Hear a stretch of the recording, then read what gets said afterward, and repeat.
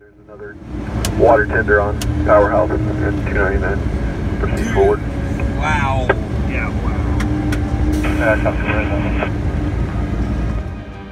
Hey, thanks a lot for tuning in today, guys. I'm Blitz with the Survival Outpost, and we're going to be digging into a common question that is asked in survivalist and prepper circles. Do I stay or do I go? Am I comfortable enough and secure enough in my preps, my support network, and my planning in the event that I'm facing that I feel comfortable enough to ride it out and shelter in place? Or am I more of the mindset of, hey, listen, I'm going to err on the side of caution and get the hell out of Dodge?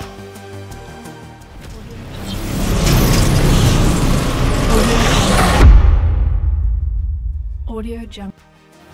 All I've been seeing for the past week are California wildfires, and I started to pay attention. And I noticed a story that came out of these wildfires that is extremely sad. It's very tragic, but it is an example of what happens when you make the wrong decision. But first, let's get a scope and kind of an idea of what these fires are all about. So these fires are massive and extremely destructive. They can jump rivers, they can jump roads, they form into fire tornadoes, and they burned over 1,000 homes and 250 acres. Now there's a total of 17 fires that are active, but the most deadly has been the Carr Fire, which is responsible for the tragic death of a family who was trapped in their house.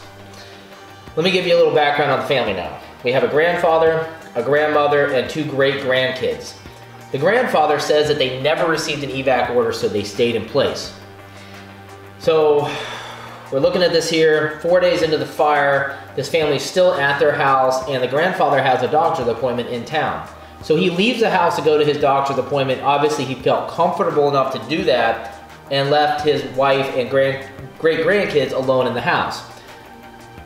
While he was at the doctor's office, his wife calls and says, listen, we got a big problem. The fire is right on top of us. You need to come and save us right now. I'm imagining that's kind of how the conversation went, but probably a little more hectic and frantic than just that. So he drops everything and he races back home, but it was too late. Recovery teams found the family huddled together in blankets. Honestly, I'm getting choked up just thinking about it. Seriously. There was nothing he could do. I mean, just imagine this guy's guilt. In interviews, he literally said he wishes he would have died with them, and I can totally understand where he's coming from. It's a terrible and tragic story, but I think we can really learn some good lessons out of this. First of all, don't wait for the evac order. If you feel that there is any risk of your family dying and being consumed by a fire, then just err on the side of caution and get the hell out of town. You can always rebuild, you can always buy another car, another truck, whatever, but you just can't magically replace the family, right? So if you decide to stay, please don't leave the family alone with no vehicle. Have more than one vehicle that's operational, whether you are leaving or not. Imagining you're sheltering in place and you only have one operational vehicle, the fire gets close and you're like, I'm out of here. You go get in your vehicle and you find out you forgot to put gas in it, or it just doesn't start. So we're going back to the survival rule of 1 is none and 2 is 1 here. Maintain communications. Monitor emergency bands. Know what the fire department is up to. Know what the police department is up to. Know where this fire or natural disaster is actually happening and how close it is to impacting you. And then finally, when you evac, please have a cell phone charger with you in some sort of form of communications. There's all these people who are unaccounted for right now out in California, and it's maybe probably not because they're dead. It's because they left their house without cell phones, without chargers, and just, left in a straight up panic. Now, out of all natural disasters, I consider fire to be the most dangerous. There's really no riding out the fire like a hurricane in my mind.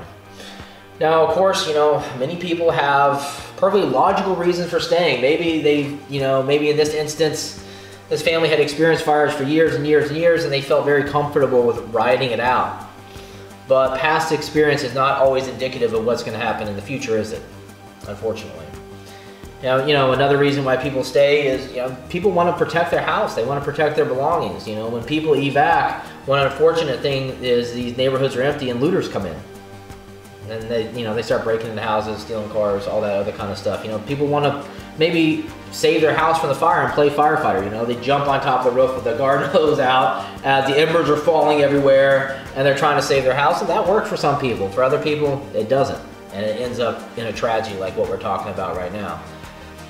For me, really, in terms of fires and what I would do in the event of a fire, I'm gonna evac. I've actually lived through a fire situation, for lack of a better term, back in 1998 here in Florida when the majority of the town caught on fire, and we were doing the same thing, you know, garden hoses out, you know, embers falling everywhere, and we finally had to evac and leave. And I remember being on this 2-lane road, cars backed up forever, and watching, being so close to the fire, I could see the firefighters actually actively fighting it.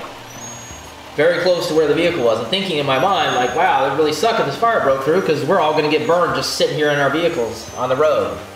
So, there's a lot of reasons why people stay in place, but really when it comes down to it, guys, for me, personally, I don't know about you, but if fire is coming, I'm probably gonna go ahead and hit the road. I guess overall, the main takeaway, at least for me, is remembering that disaster happens fast and you do not get a redo. Make a plan, make 2 plans, make 3 plans, have an emergency backup plan, and above all, don't hesitate to evac if something doesn't feel right. Taking chances, you know, I love taking chances, I love taking risks, but that level is just, you know, I just don't want to play in that playground. That's not my style. I'm gonna get out, I'm gonna err on the side of caution, and if I lose everything, so be it. Now listen, we don't have to experience a actual, you know, natural disaster or shit hit the fan event firsthand in order to gain valuable lessons. Looking at current events is a vital asset to your strategy and to your survival planning. It's something I like to do as much as possible. So I guess I'll see you guys in the comments. Hit me up, let me know some other things that we can kind of address here. I've kind of hit on some high points in my mind of how you make that decision. Do I stay or do I go? It depends on the event, it depends on your preps, all that other kind of good stuff. But I'm sure you guys have some other ideas. So hit me up in the comments, let me know what you think, and thanks for tuning in. I'll talk to you guys later. And hey, listen, if you like the content on this channel, make sure you hit that subscribe button. I'll talk to you later. Thanks for watching.